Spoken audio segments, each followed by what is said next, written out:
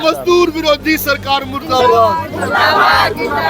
व्यवस्था कहाँ पर नजर आ रही है आपको? हाईएस्ट बेरोजगारी है हमारे देश। वो सरकार के पले हुए गुंडे हैं, बड़े बड़े कॉर्पोरेट हाउस हैं, छोटा ठेकेदार नहीं है। मोदी सरकार होश में आओ, होश में आओ, होश में आओ। वर्कर अगर कोई कहे कि मैं 12 घंटे नौकरी नहीं करूंगा, मारते हैं उसको, मार के फेंक देते हैं और उसकी कोई एफआईआर भी नहीं होती है, उसकी कोई सुनवाई नहीं। 4 लेबर कोड रद्द करो, रद्द करो, रद्द करो। ये तानाशाही अंग्रेजों की भी भगाई थी हिंदुस्तानियों ने, इनको भी भगाएगी देश की जनता। देश भर में आज जहां बंद का आह्वान हो रहा है, वहीं पर जंतर मंतर पर भी इसके विरोध में आज लोग एकत्रित हुए और जो लोग थे यहाँ पे वो मजदूर संघ के लोग यहाँ पर पहुँचे और बड़ी संख्या में उन्होंने जो है सरकार की खामियां गिनाई और उनको जो है खामियों के विरोध में उन्होंने प्रदर्शन किया। आइए जान लेते हैं इस पर क्या कहना है उनका और क्यों इस प्रदर्शन में वो सम्मिलित हुए हैं। मोदी सरकार होश में आओ, होश में आओ, होश में आओ। मोदी सरकार होश में आओ, होश में आओ, होश में आओ। 4 लेबर कोड रद्द करो, रद्द करो, रद्द करो। 4 लेबर कोड रद्द करो, रद्द करो। आज आप यहाँ पर एकत्रित हुए हैं, क्या उद्देश्य है? हमारा उद्देश्य यही है कि जो मजदूर विरोधी सरकार जो चल रही है, जिसे नरेंद्र मोदी जी की सरकार कहते हैं, वो 4 लेबर कोड लेकर आ रही है। वो 4 लेबर कोड एक तरीके से गुलामी का दस्तावेज है और मैं ये कहूँगा कि मजदूरों की एक तरीके से निर्मम हत्या उस कानूनों के द्वारा हो जाएगी। जब मजदूर को अपना हक लेने का अधिकार नहीं रहेगा, जब मजदूरों को अपना राइट्स मांगने का अधिकार नहीं रहेगा, वो यूनियन नहीं बना पाएगा, अगर वो हड़ताल नहीं कर पाएगा तो वो किस बात का फिर उसका हक अधिकार कैसे सेफ रहेंगे। तो ये मजदूर कोड जो आ रहे हैं ये मालिकों के पक्ष में आ रहे हैं और मजदूर जो मालिक हैं वो चाहते हैं कि ये 4 लेबर कोड लागू हो जाएं ताकि मजदूरों के जो सवाल हैं फिर वो हमारे जो मालिक हैं, मिल मालिक जो हैं, वो उनको हल कराएंगे, यूनियन का भी अधिकार वो देंगे। तो बस यही बहुत सारी मांगे हैं। इसके अलावा लेकिन लेबर कोड तो हमेशा मजदूरों के हित के लिए बनती है, उनकी आवाज उठ सके। नहीं बन रहे ना, आप उसको देखिए ना, पढ़िए जब तो पता लगेगा। आप लेबर कोडों को पढ़िए, उसके बाद पता लगेगा। कॉमरेड हरभजन सिंह जी हमारे आ रहे हैं। कॉमरेड हरभजन सिंह सिद्धू जिंदाबाद, जिंदाबाद, जिंदाबाद। कॉमरेड हरभजन सिंह सिद्धू जिंदाबाद, जिंदाबाद, जिंदाबाद। कॉमरेड हरभजन सिंह सिद्धू जिंदाबाद, जिंदाबाद, जिंदाबाद। मजदूर विरोधी सरकार मुर्दाबाद, मुर्दाबाद, मुर्दाबाद। मजदूर विरोधी सरकार मुर्दाबाद, मुर्दाबाद, मुर्दाबाद। कहेंगे आज जिस तरीके से जंतर मंतर पर यहाँ एकत्रित हुए हैं और सरकार के खिलाफ आवाज उठा रहे हैं, क्या वजह है कि लोग जो है यहाँ आए हैं और सरकार जो है मजदूर जो देश का सबसे अहम हिस्सा है, जिसके बिना कोई भी काम अधूरा है, उसकी आवाज़ सुन नहीं रही। देखिए, हमारे देश के अंदर 60 करोड़ मजदूर है जिसके खून और पसीने से ये देश का निर्माण हो रहा है। जो सरकार कहती है ना कि हमारी 5वीं अर्थव्यवस्था बन रही है, वो अर्थव्यवस्था कहाँ पर नज़र आ रही है आपको? हाईएस्ट बेरोजगारी है हमारे देश में।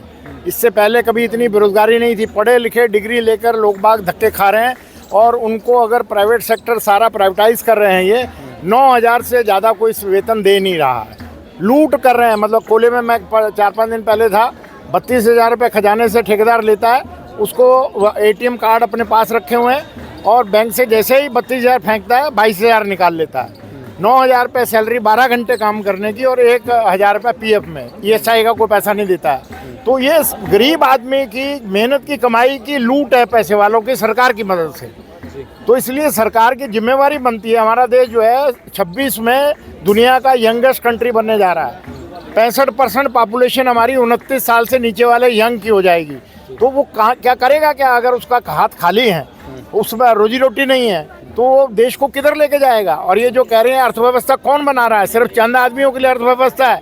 उन्हीं के पास एयरपोर्ट चले गए, गौतम अडानी के पास, उन्हीं के पास जो है रेलवे चली गई, उन्हीं के पास जो है जितने भी और दूसरे एयरलाइन चली गई टाटा के पास। अभी हमारी कोई एयरलाइन भी नहीं है और इन चंद आदमियों की देश की सारी संपत्ति इन्हीं के पास हो रही है। 1% ऑफ दी पॉपुलेशन जो है वो हमारे 80% वेल्थ को कब्जा करके बैठ गई है। तो ये देश के अंदर आज़ादी का फैसला है हमारे सामने कि भाई देश भूखे मरेंगे वर्कर, उसको कोई कानून उसको बचाएगा नहीं और 8 घंटे से 12 घंटे नौकरी लेगा, मिनिमम वेज भी नहीं देगा, अपॉइंटमेंट लेटर नहीं देगा, चोट लग जाएगी, मर जाएगा, उसको मुआवजा नहीं मिलेगा। तो ये अन्याय के खिलाफ जनता सड़क पर आएगी, ये मजबूरी है हमारी। सर एक सवाल और है कि आपने भी नाम लिया कि जिस तरीके से एक घटना का जिक्र किया, तो ऐसे जो एजेंट्स और दलाल बैठे हुए हैं उनकी भेंट कब तक आखिर मजदूर चढ़ते रहेंगे? क्योंकि सरकार, आपने कहा कि 32,000 रुपये की जो है सैलरी है, लेकिन 8 या 9,000 ही वो दे रहा है। तो ऐसे एजेंट्स के लिए क्या कुछ सरकार करना चाहिए आपकी नज़र में, सरकार को इन एजेंट्स को ख़त्म करने के लिए, ताकि मजदूरों का शोषण ना हो? देखिए, वो सरकार के पले हुए गुंडे हैं, बड़े बड़े कॉरपोरेट हाउस हैं, छोटा ठेकेदार नहीं है। वो 32,000 लेता है, 22,000 अगर निकालता है ना, तो सरेआम क्राइम है।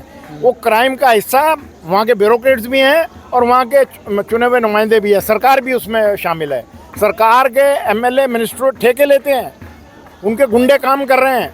वर्कर अगर कोई कहे कि मैं 12 घंटे नौकरी नहीं करूँगा, मारते हैं उसको, मार के फेंक देते हैं और उसकी कोई FIR भी नहीं होती है, उसकी कोई सुनवाई नहीं। तो ये हमारा देश जो है, कैसी आज़ादी है ये? सर आगे क्या कुछ रहेगा? आज जंतर मंतर पर आवाज़ उठा रहे हैं, सरकार की कानों पर जू रेंगेगी क्या आपकी आज यहाँ पर आने से? देखिए, पूंजीपति अपनी ताकत में इतना मस्त है, मेरे को नहीं लगता कि ये एक दिन की हड़ताल से उसके कान पर कोई जू रेंगेगी, क्योंकि वो इलेक्शन जीतने का उसके पास एक दूसरा टैक्टिस आ गया है कि देश की जनता को धर्म के नाम से बांट दो।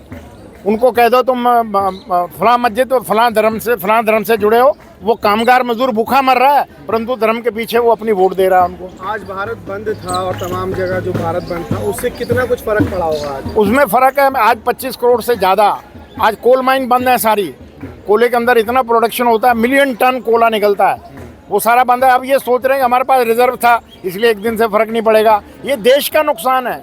ये कोल माइन को बेच रहे हैं, 200 कोल माइन अभी बेची है, उसको सेलिब्रेट किया है इन्होंने कि हम बड़े सक्सेसफुली 200 ब्लॉक कोल माइन का बेच दिया है। तो ये देश की कौन से 75 साल हैं ये आज़ादी के, वहाँ पर हम तीसरी अर्थव्यवस्था होंगे जहाँ पर हमारे देश के अंदर 80 करोड़ को 5 किलो राशन मिल रहा है 140 करोड़ में से।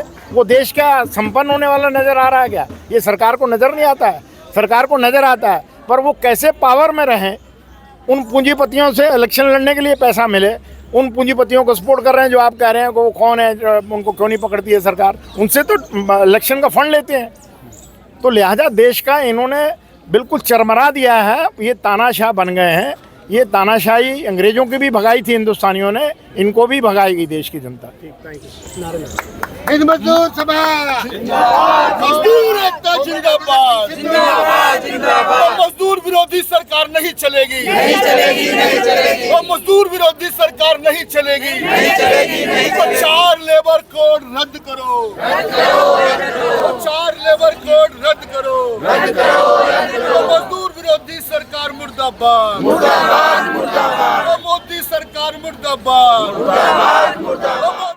तो जैसा कि आपने सुना, लोगों का साफ तौर पर कहना है कि ये जो आज बंद का आह्वान हुआ है उसका एक प्रमुख मुद्दा है। उन्होंने कहा कि कोल माइनिंग जैसे जो जहाँ पर कोल माइनिंग की जाती है वहाँ पर भी आज इसका आह्वान हुआ है, वो भी बंद की गई हैं और वहाँ पर भी इसका पुरजोर विरोध हो रहा है। और इसका अगर सरकार ये सोचती है कि उनके पास पहले से ही इसका भंडार है तो इसका असर भी उन्हें आगे देखने को मिलेगा, क्योंकि एक दिन के अंदर हज़ारों टन का प्रोडक्शन भी होता है। आपकी क्या है इस पर राय, हमें कमेंट कर जरूर बताएं। नवराजनीति के लिए नवदीप शर्मा की रिपोर्ट, दिल्ली।